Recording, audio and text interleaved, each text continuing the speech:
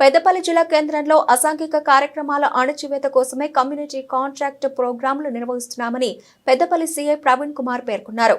పెద్దపల్లి పట్టణంలోని foreign street లో ఉదయాన్నే ఇల్లు సోదా చేశారు.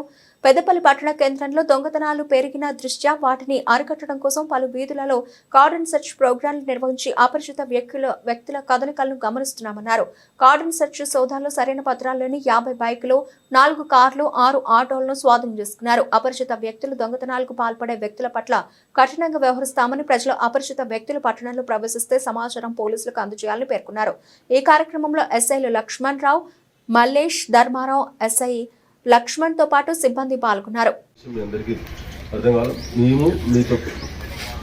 మీ అందరితో పాటు ఇక్కడ మీ ఇద్దరి మధ్యలో మనకు మీ మధ్య రిలేషన్ ఒకటి ఉండాలి. మళ్ళీ తరచుగా మన ఏరియాలో పెద్దపల్లి టౌన్లో జిల్లాలు ఏర్పడిన తర్వాత దొంగతనాలు కూడా విపరీతంగా పెరిగిపోయినాయి.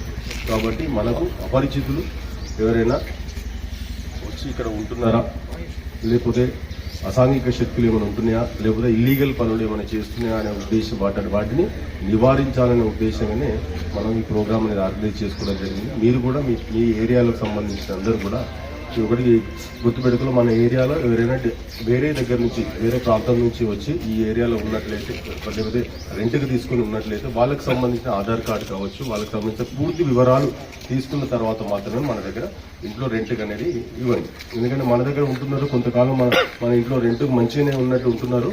వాళ్ళు ఏదో ఒకటి అఫెన్స్ చేసేసి ఇక్కడ నుంచి పారిపోతున్నారు. అఫెన్స్ చేసి పారిపోయిన తర్వాత మళ్ళీ వాళ్ళని దొరకాలంటే మీకు మనం వచ్చి కన్సర్న్ ఓనర్స్ని అడిగినప్పుడు వివరాలు ఏమీ ఉండట్లేదు.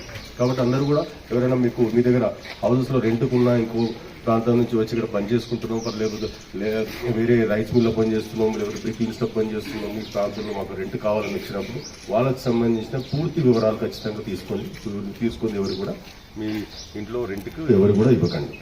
ఒకటి పాయింట్. రెండోది వచ్చేసి మీ దాంట్లో ఈ ప్రాంతంలో ఏదైనా ఇల్లీగల్ యాక్టివిటీ జరిగినట్లయితే, మీ అందరికీ తెలుసు పెద్దపల్లిలో కొంచెం అక్కడ ఇక్కడ జరుగుతున్నాయి, గాంజాకి అడిక్ట్ అవుతున్నారు పిల్లలు అనేది ఒకటి వినికి వినబడుతుంది. దానిపైన మేము స్పెషల్గా కాన్సన్ట్రేట్ చేయడం జరిగింది.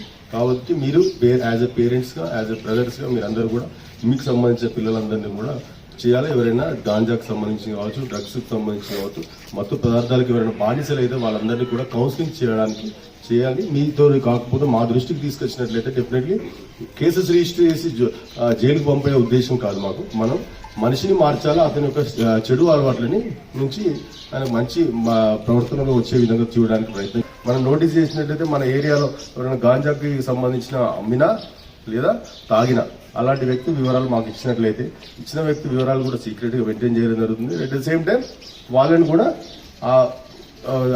ఆ యాక్టివిటీస్లో, ఆ చెడు మార్గంలో పోకుండా మనం కౌన్సిలింగ్ చేసి వాళ్ళని నివారించడానికి ప్రయత్నం చేస్తాం. ఎటువంటి యాక్టివిటీ జరిగినా, ఎటువంటి ఇల్లీగల్ సంబంధించిన యాక్టివిటీ జరిగినా, గొడవలు జరిగినా ఇమీడియట్గా పోలీస్కి ఇన్ఫార్మ్ చేయడం అనేది మీ బాధ్యతగా వివరించిన. ఎవరికి ఏ నోటీస్ చేసినా వాళ్ళ దగ్గర గొడవ అవుతుంది అని మీకు కనపడినట్లయితే ఇమీడియట్గా డైల్ 100 కాల్ చేసి ఇమీడియట్గా మనం రష్ కావడానికి, రెస్క్యూ చేయడానికి, ఆ గొడవని పెద్ద గొడవకు దారి తీయకుండా ఉండడానికి మనం రెస్క్యూ చేసే అవకాశం ఉంటుంది. మనం ఈరోజు రెస్క్యూ తీసుకొచ్చి ఇక్కడ పెట్టడం జరిగింది. ఇవన్నీ కూడా దేనికి తీసుకొచ్చారు? ఓన్లీ బికాస్ ఆఫ్ డాక్యుమెంట్స్ అనేది సరిగా లేకపోవచ్చు. డాక్యుమెంట్స్ అంటే లైసెన్స్ లేకపోవచ్చు, బండికి నంబర్ ప్లేట్ లేకపోవచ్చు, లేదా ఇన్సూరెన్స్ లేకపోవచ్చు. ఇతర ఆ డాక్యుమెంట్స్ అనేది మీరు కరెక్ట్గా డెఫినెట్లీ పెట్టుకోవాలి. మీ అందరికీ తెలుసు, నంబర్ ప్లేట్ తిరిగితే ఆ నంబర్ ప్లేట్ తిరిగి అఫెన్సెస్ జరుగుతూ ఉన్నాయి, గొడవలు జరుగుతూ ఉన్నాయి, లేదా యాక్సిడెంట్ చేస్తూ ఉన్నారు, హిట్ అండ్ రన్ చేస్తూ ఉన్నారు, పోతూ ఉన్నాయి. మనకే ఎవరైనా యాక్సిడెంట్ జరిగిందనుకో, మన ప్రాంతాన్ని మనకు సంబంధించిన ఫ్యామిలీ మెంబర్కి ఎవరికైనా యాక్సిడెంట్, అఫెండర్ గుద్దిన వ్యక్తిని, యాక్సిడెంట్ చేసిన వ్యక్తిని ఇమీడియట్గా పట్టుకోవాలంటే దానికి నంబర్ ప్లేట్ ఉంటేనే కదా. ఈ ఒక్క వ్యక్తి మీరు వెహికల్ కొన్న వెంటనే నంబర్ ప్లేట్ తప్పకుండా ఉండాలి. నంబర్ ప్లేట్ ఉండే విధంగా చూసుకోండి. అట్ ద సేమ్ టైం నిన్న కూడా మనకు తెలుసు ఇక్కడ నిన్నటి వరకు ఇది మాసోత్సవాలు జరిగినాయి. దేనికి రోడ్ సేఫ్టీ గురించి, దానిలో భాగంగా హెల్మెట్ అవేర్నెస్ గురించి ప్రోగ్రామ్ కూడా మీ సేఫ్టీ కోసమే, ఓన్లీ పోలీస్ కోసం అని ఆలోచించకండి.